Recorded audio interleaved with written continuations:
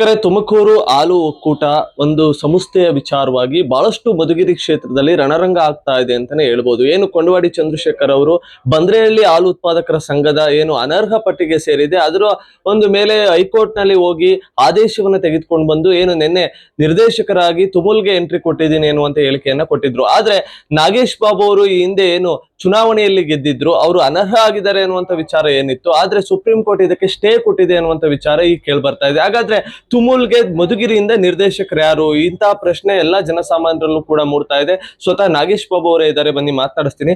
Sir, ಏನಾಗಿದೆ supreme court ನಲ್ಲಿ ಎನ್ನುವಂಥದ್ದು ಫಸ್ಟ್ ರಿಯಾಕ್ಷನ್?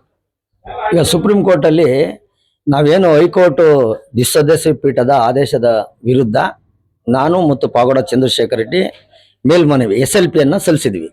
ಆ SLP ವಿಚಾರಣೆಗೆ ಬಂದಂತ ಸಂದರ್ಭದಲ್ಲಿ ಅಲ್ಲಿ ವಾದ ವಿವಾದಗಳನ್ನ ಸುಮಾರು 18 ನಿಮಿಷ ಚರ್ಚೆ ಎಲ್ಲ ಆದ್ಮೇಲೆ ಸುಪ್ರೀಂ ಕೋರ್ಟು ಏಕಸದಸ್ಯ ಮತ್ತು ದ್ವಿಸದಸ್ಯ ಪೀಠ ನೀಡಿದ್ದ ಆದೇಶಕ್ಕೆ ನಾವು ತಡೆ ಕೋರಿ ಅರ್ಜಿ ಸಲ್ಲಿಸಿದ್ದನ್ನ ಪುರಸ್ಕರಿಸಿ status quo as on today ಅಂತ ಕೊಟ್ಟಿರ್ತಕ್ಕಂಥದ್ದು ಸತ್ಯ.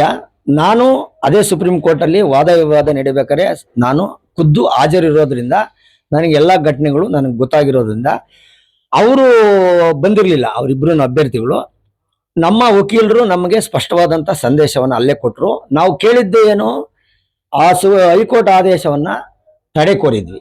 ಹಂಗಾಗಿ ನಮಗೆ ಸ್ಟೇಟಸ್ ಕೋ ಮೇಂಟೈನ್ ಅಂದ್ರೆ ಆಸ್ ಆನ್ ಟುಡೇ ಏನಿದ್ರೆ ಅದೇ ಅಂತ ಹೇಳಿ ಕೊಟ್ಟಿದ್ದಾರೆ.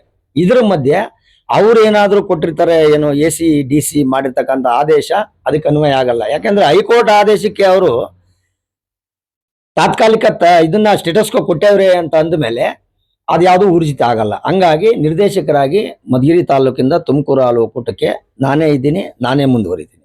ಸರ್, ಈಗ ನಿರ್ದೇಶಕರು ಯಾರು ಅಂತ, ಯಾಕೆಂದ್ರೆ ಕೊಂಡವಾಡಿ ಚಂದ್ರಶೇಖರ್ ಅವರು ನಿನ್ನೆ ತುಮುಲ್ಗೆ ಹೋಗ್ತಾರೆ, ನಾನೇ ನಿರ್ದೇಶಕ ಅನ್ನುವಂತ ಸರ್ಟಿಫಿಕೇಟ್ ಕಾಪಿ ಕೊಡ್ತಾರೆ, ಚುನಾವಣಾ ಒಂದು ಏನು ಪ್ರಮಾಣ ಪತ್ರ ಕೊಡ್ತಾರೆ. ನೀವು ನೋಡಿದ್ರೆ ನಾನೇ ನಿರ್ದೇಶಕರು ಅಂತೀರಾ, ಯಾರು ನಿರ್ದೇಶಕರು ಅಂತ?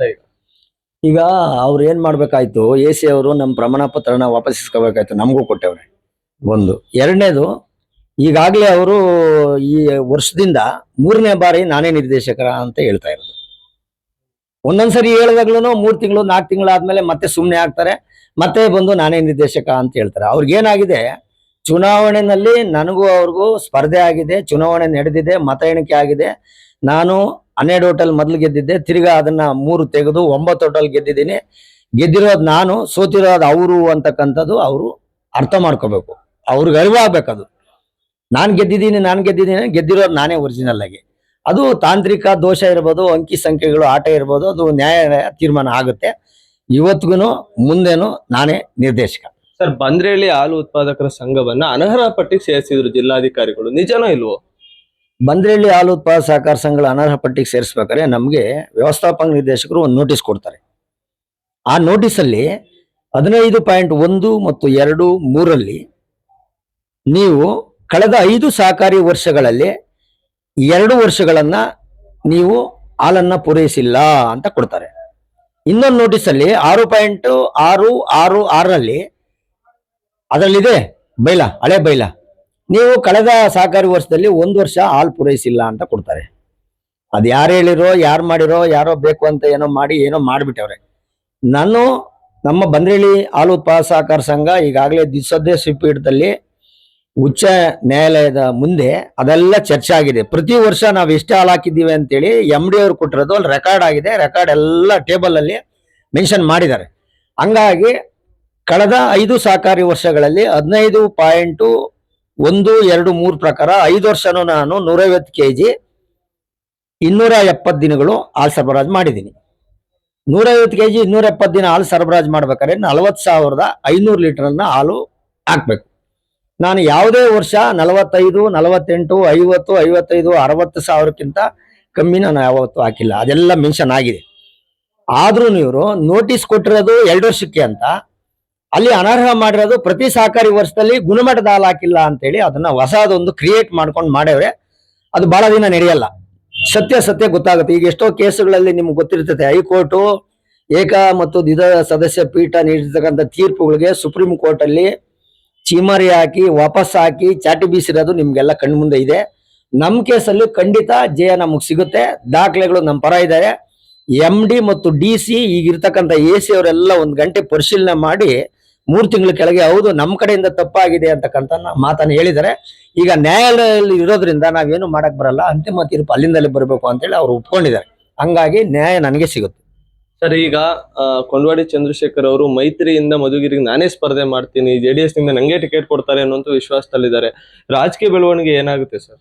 ಸರ್, ಈಗ ಮಧುಗಿರಿ ತಾಲೂಕಲ್ಲಿ ಅವರು ಒಂದು ಮಾತು ಹೇಳ್ತಾರೆ, ಸ್ಥಳೀಯರು ಅಂತ. ನಾನೊಂದು ಮಾತು ಅವ್ರಿಗೆ ಹೇಳ್ತೀನಿ, ಕೊಂಡವಾಡಿ ಚಂದ್ರಶೇಖರ್ ಇವತ್ತೇನಾದ್ರೂ ಅವ್ರಿಗೆ ನೈತಿಕತೆ ಇದ್ರೆ ಸ್ಥಳೀಯರು ಅಂದ್ರೆ ಮಧುಗಿರಿ ವಿಧಾನಸಭಾ ಕ್ಷೇತ್ರದ ವ್ಯಾಪ್ತಿನಲ್ಲಿ ಅವ್ರದ್ದು ಮತದಾನದ ಹಕ್ಕಿರ್ಬೇಕು. ಎಲ್ಲೋ ಒಂದ್ ಕಡೆ ಬಂದು ಅವ್ರ ಊರಿಂದ ಸೇರ್ಸ್ಕೊಂಡಿದ್ರು, ಅದೊಂದು ಕಾಂಪ್ಲಿಕೇಶನ್ ಆಯ್ತು, ಅವ್ರಿಗೆ ಕುತ್ತಿಗೆ ಕುತ್ತು ಬರ್ತಕ್ಕಂಥ ಸಂದರ್ಭದಲ್ಲಿ ರಾತ್ರಿ ಅದನ್ನ ಚೇಂಜ್ ಮಾಡಿಸ್ಕೊಂಡು ಅವ್ರ ಊರಿಗೆ ಹೋದ್ರು. ಈಗಲೂ ನಾನು ಹೇಳ್ತೀನಿ, ಅವರು ಎಲ್ಲಾದ್ರೂ ನಮ್ಮ ಮಧುಗಿರಿ ವಿಧಾನಸಭಾ ಕ್ಷೇತ್ರದ ವ್ಯಾಪ್ತಿ ಇದೆಯಲ್ಲ, ಅವ್ರದ್ದು ಪುರವಾರ ಕೊಟ್ಟಗೆರೆಗೆ ಬರುತ್ತೆ, ಮೀಸಲು ಕ್ಷೇತ್ರ ನಮಗ್ ಬರಲ್ಲ, ಅಲ್ಲಿ ಸೇರ್ಸ್ಕೊಳಕ್ ಹೇಳ್ಬೇಕು. ಒಂದು. ಎರಡನೇದು, ಸ್ಥಳೀಯರು ಅಂತಂದ್ರೆ ಬಹಳ ಜನ ಪಕ್ಷ ಕಟ್ಟಿರೋರು, ಹಾಸ್ಪಿಟ್ಲ್ ಕರ್ಕೊಂಡು ಹೋಗಿರೋರು, ಸಮಾಜ ಸೇವೆ ಮಾಡಿರೋರು, 100 ಜನ ಕಾರ್ಯಕರ್ತರು, ಮುಖಂಡರು ಬಹಳ ಜನ ಅವರೇ. ಇವ್ರು ಯಾವ್ದು ಮಾಡಿಲ್ಲ. ಯಾವುದೋ ಒಂದು ಶೆಲ್ಟರ್ ಸಿಕ್ತು, ನಮ್ಮ ರಾಜಣ್ಣ ಸಾಹೇಬರು ಅವ್ರಿಗೆ ಸಹಾಯ ಮಾಡ್ಬೇಕಾಯ್ತು, ಅವ್ರು ಸಹಾಯ ಮಾಡಿ ಮೇಲೆತ್ತಿ ಏನೇನು ಮಾಡ್ಬೇಕೆಲ್ಲ ಮಾಡಿದ್ದಾದ್ಮೇಲೆ ಅವ್ರಿಗೆ ಒಂದು ತಿರುಮಂತ್ರ ಹೇಳೋ ರೀತಿನಲ್ಲಿ ಇವತ್ತು ತಯಾರಾಗಿ ಓಡಾಡ್ತಾವ್ರೆ. ಅವರು ಅಭ್ಯರ್ಥಿ ಆಗೋದು ಬಿಡೋದು ಬೇರೆ ಪ್ರಶ್ನೆ. ಅವ್ರ ಅಭ್ಯರ್ಥಿ ನನ್ನ ಮಾನಸಿಕವಾಗಿ ವೈಯಕ್ತಿಕವಾಗಿ ತಾಲೂಕು ಜನತೆ ಮತ್ತು ಮತದಾರರ ಇರ್ತಕ್ಕಂಥದ್ದು ನಮ್ಮ ಅಂದ್ರೆ ಮಧುಗಿರಿ ವಿಧಾನಸಭಾ ಕ್ಷೇತ್ರದಲ್ಲಿ ಎಲ್ಲರೂ ಹೊರಗಡೆ, ಅವರು ಹೊರಗಡೆ, ಅವ್ರೇನು ಸ್ಥಳೀಯರಲ್ಲ. ಸ್ಥಳೀಯರು ಅಂತ ಅವ್ರು ಅನ್ನಬಾರ್ದು. ಈಗ ಸ್ಥಳೀಯರು ಅಂತಂದ್ರೆ ಅವರು ವಾಸ ಮಧುಗಿರಿಗೆ ಇರ್ಬೇಕು, ಇಲ್ಲ ಅವ್ರು ಓಟ್ ಆದ್ರೂ ಮಧುಗಿರಿಗೆ ಇರೋ ವಿಧಾನಸಭಾ ಕ್ಷೇತ್ರದಲ್ಲಿ. ಬೇರೆ ಕಡೆ ಇದ್ದು ನಾವು ಸ್ಥಳೀಯ ಅಂತಂದ್ರೆ ಎಷ್ಟು ಸಮಂಜಸ ನೀವ್ ಹೇಳಿ? ಹಂಗಾಗಿ ಅದೆಲ್ಲ ಸುಮ್ಮನೆ ಊಹಾಪೋಹ, ಅದು ಸಾಧ್ಯ ಇಲ್ಲ. ಬಹಳ ಜನ ಇದ್ದಾರೆ, JDS BJP ಮೈತ್ರಿ ಅಭ್ಯರ್ಥಿ ಸ್ಥಳೀಯರು ಇದ್ದಾರೆ, ಹೊರಗಡೆಯಿಂದ ಬರೋರು ಇದ್ದಾರೆ, ಎಲ್ಲರೂ ಇದ್ದಾರೆ, ಪ್ರಭಾವಿಗಳಿದ್ದಾರೆ. ಇವರು ಅದ್ರಲ್ಲಿ ಏನೇನೂ ಅಲ್ಲ ಅಂತೇಳಿ ನನ್ನ ಭಾವನೆ. ತುಮೂಲ್ನಲ್ಲಿ ನಡೆಯುವಂತ ಮುಂದಿನ ಮೀಟಿಂಗ್ ಗಳಿಗೆ ನಾನು ಹೋಗ್ತೀನಿ ಅಂತ ಹೇಳಿಕೆ ಕೊಟ್ಟಿದ್ದಾನೆ. ನೋಟಿಸ್ ಅವ್ರಿಗೆ ಕೊಟ್ಟಿರ್ತಾನೆ ಹೋಗೋದು. ಈಗ ತುಮೂಲ್ನಲ್ಲಿ ನಿರ್ದೇಶಕರು ನೀನ್ ಬಾರಪ್ಪ ಮೀಟಿಂಗ್ ಅಂತ ಕರೆದಾಗ್ತಾನೆ ಅವ್ರು ಹೋಗೋದು. ಕರಿಯ ಪ್ರಮೇಯನೇ ಬರಲ್ವಲ್ಲ, ಕರಿಯ ಪ್ರಮೇಯನೇ ಬರಲ್ಲ. ಒಟ್ಟಾರೆ ನಾನು ತುಮೂಲ್ನ ನಿರ್ದೇಶಕ, ಯಾಕೆಂದ್ರೆ ಚುನಾವಣೆಯಲ್ಲಿ ನಾನು ಗೆದ್ದು ಬಂದಿದ್ದೀನಿ. ಅವರು ಕೋರ್ಟ್ ನಿಂದ ಒಂದು ಆದೇಶ ತಂದಿದ ತಕ್ಷಣ ಅವ್ರು ನಿರ್ದೇಶಕ ಆಗಲ್ಲ, ನನಗೆ ಸುಪ್ರೀಂ ಕೋರ್ಟ್ ನಲ್ಲಿ ನ್ಯಾಯ ಸಿಗುತ್ತೆ ಅನ್ನುವಂಥದ್ದು ನಾಗೇಶ್ ಬಾಬು ಅವರ ಮಾತಾಗಿರುವಂತದ್ದು. ಕ್ಯಾಮರಾ ಪರ್ಸನ್ ಬಾಲಾಜಿ ಜೊತೆ Gajendra, public first Kannada, Tumakuru. Public first Kannada, ಇದು ಪ್ರಜೆಗಳ ಆಸ್ತಿ.